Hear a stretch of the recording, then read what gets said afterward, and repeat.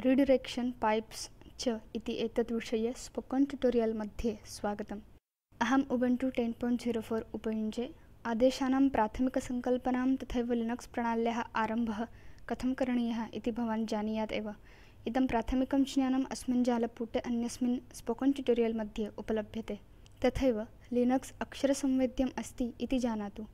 पाठेऽस्मिन् विशेषत्वेन अनुक्ताः सर्वे आदेशाः लघु अक्षरैः टङ्किताः सन्ति। लिनक्स मध्ये क्रियमाणं कार्यम् आधिक्येन टर्मिनल द्वारा एव क्रियते। सामान्यतः कीलफलकं प्रयुज्य वयम् आदेशं टङ्कयामः। चिन्तयतु, दिनाङ्कः, समयः च द्रष्टव्यः अस्ति इति। टङ्कयामः, डेट, एंटर नुदामः च। एवं सामान्यतः वयं कीलफलकं प्रयुज्य निवेशं दद्मः। तथैव वयं पश्यामः यत् आदेशस्य फलितमपि टर्मिनल गवाक्षे दृश्यते। चिन्तयतु च, कस्यचित् आदेशस्य सञ्चालने कश्चित् दोषः उत्पन्नः। यथा वयं टङ्कयामः cat स्पेस् AAA, एंटर नुदामः च। AAA इति नाम्नः कापि सञ्चिका न विद्यते, अतः न इति वदन् एकः दोषः दर्शितः भवति। अधुना एषः दोषः अपि टर्मिनल गवाक्षे आगच्छति। इत्थं दोषदर्शनमपि टर्मिनल इत्यत्र भवति। एवं निवेशनं, फलितं, दोषदर्शनं च इति विशिष्टं क्रियात्रयम् आदेशसम्बद्धं भवति। रिडिरेक्शन विषये पठनात् पूर्वं स्ट्रीम, फाइल डिस्क्रिप्टर च इति महत्त्वपूर्णं सङ्कल्पनाद्वयं ज्ञातव्यम्। लिनक्स शेल वर्णक्रमानुसारं स्ट्रीम इत्यस्य च अनुसारं निवेशं स्वीकरोति, फलितं च प्रेषयति बैश इव। प्रत्येकम् अक्षरं तस्मात् परस्य पूर्वस्य च अक्षरात् स्वतन्त्रं भवति। IO तन्त्रान् प्रयुज्य स्ट्रीम्स् द्रष्टुं शक्यानि। अक्षराणां स्ट्रीम सञ्चिकायाः कीलफलकात् गवाक्षात् च आगच्छेत् न आगच्छेत् वा, तान् प्रति गच्छेत् न गच्छेत् वा इत्यत्र नास्ति चिन्ता। लिनक्स मध्ये प्रत्येकम् उद्घाटितसञ्चिका पूर्णाङ्केन सम्बद्धा भवति। इदं संख्यात्मकपरिमाणं फाइल डिस्क्रिप्टर इति उच्यते। Linux shell 3 standard IO stream इत्यस्य प्रयोगं करोति। तेषु प्रत्येकं फाइल डिस्क्रिप्टर इत्यनेन सम्बद्धं भवति। stdin इत्युक्ते स्टैण्डर्ड इनपुट स्ट्रीम। अनेन आदेशानां कृते निवेशनं प्रदीयते। अस्य फाइल डिस्क्रिप्टर 0 इति अस्ति। stdout इत्युक्ते स्टैण्डर्ड आउटपुट स्ट्रीम। अनेन आदेशस्य फलितं दर्श्यते। अस्य 1 इति फाइल डिस्क्रिप्टर अस्ति। stderr इत्युक्ते स्टैण्डर्ड एरर स्ट्रीम। अनेन आदेशस्य फलिते दोषः दर्श्यते। अस्य 2 इति फाइल डिस्क्रिप्टर अस्ति। इनपुट स्ट्रीम प्रोग्राम इत्यस्य कृते निवेशनं प्रददाति। उत्सर्गेण इदं टर्मिनल द्वारा स्वीक्रियते। आउटपुट स्ट्रीम इत्येतत् टर्मिनल उपरि उत्सर्गेण अक्षराणि मुद्रयति। टर्मिनल इत्येतत् मूलतः ASCII टङ्ककः अथवा डिस्प्ले टर्मिनल आसीत्, किन्तु अधुना तत् ग्राफिकल डेस्कटॉप उपरि लेखनगवाक्षः अस्ति। वस्तुतः 3 स्ट्रीम्स् कतिपयसञ्चिकाभिः उत्सर्गेण संयुक्तानि भवन्ति। लिनक्स मध्ये इदम् उत्सर्ग आचरणं परिवर्तयितुं तानि 3 स्ट्रीम्स् अन्यसञ्चिकाभिः संयोक्तुं शक्यानि। प्रक्रिया इयं रिडिरेक्शन इति उच्यते। पश्यामः 3 स्ट्रीम्स् इत्येषु रिडिरेक्शन कथं क्रियते इति। प्रथमं तावत् स्टैण्डर्ड इनपुट कथं रिडिरेक्ट करणीयम् इति पश्यामः।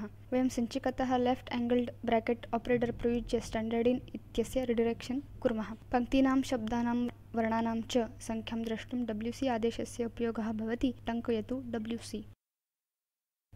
एंटर नुदतु। किं भवति? निमिषच्चिह्नं दृश्यते, इत्युक्ते तत्र किञ्चित् निवेशनीयम्।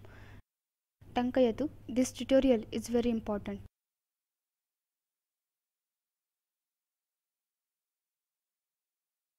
एंटर नुदतु।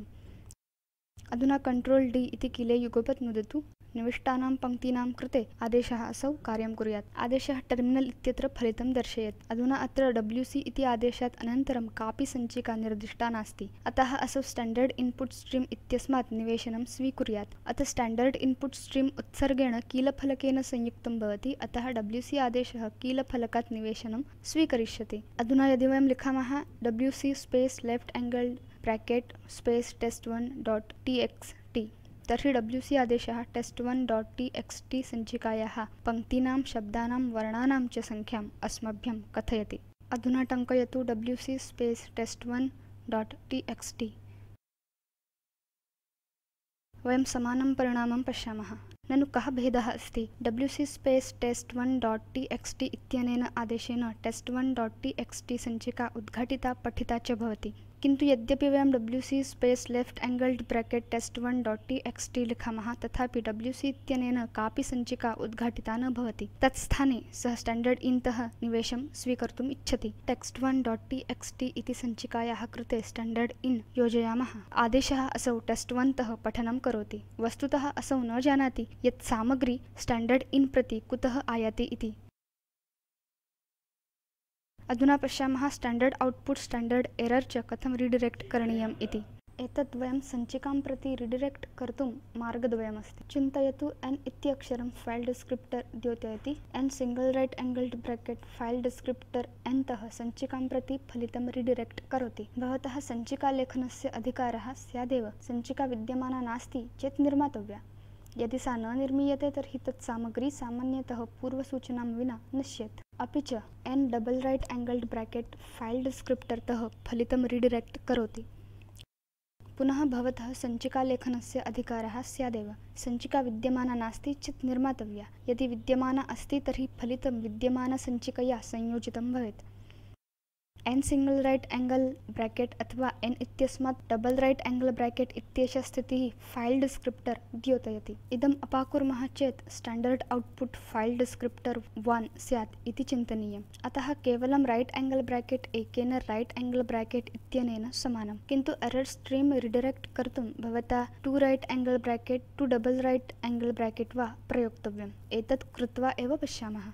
wc आदेशस्य स्टैण्डर्ड् इन् इत्यस्मिन् सञ्चिकायां च जातः परिणामः टर्मिनल गवाक्षे दर्शितः भवति। एषः टर्मिनल गवाक्षे न दर्शनीयः चेत् किं करणीयम्? वयमेनं सञ्चिकायां संगृह्णीमः येन सूच्यांशः अनन्तरम् उपयोक्तुं शक्यः। उत्सर्गेण wc आदेशः तत् फलितं स्टैण्डर्ड् आउट मध्ये लिखति। स्टैण्डर्ड् आउट उत्सर्गेण टर्मिनल गवाक्षेण संयुक्तं भवति। अतः फलितं टर्मिनल गवाक्षे दृश्यते। किन्तु वयं स्टैण्डर्ड् आउट सञ्चिकायां रिडायरेक्ट् कुर्मः चेत् wc आदेशस्य फलितं तत् सञ्चिकायां लेखितं भवेत्। चिन्तयतु वयं लिखामः wc space test1 dot txt right angled bracket wc underscore results dot txt। Enter नुदतु। इदं सत्यमेव सञ्जातं वा इति द्रष्टुं वयं catc इति आदेशेन wc underscore results dot txt इत्यस्याः सामग्रीं दर्शयितुं शक्नुमः। आम्, इदं सञ्जातं। चिन्तयतु अस्यां सन्धारिकायां test2 इति अन्या सञ्चिका अस्ति।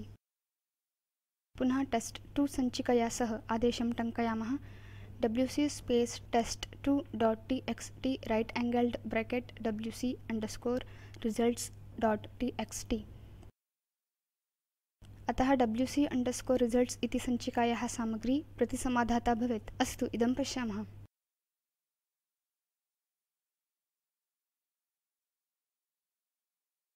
एतत् स्थाने यदि वयं लिखामः wc space test1 dot txt द्विवारं right angled bracket wc underscore results dot txt तर्हि आदावेव wc underscore results dot txt इति सञ्चिकायां विद्यमानसामग्रेः स्थाने नूतनसामग्री प्रतिसमाधाता न भवेत्, सा संयोजिता भवेत्। इदमपि पश्यामः।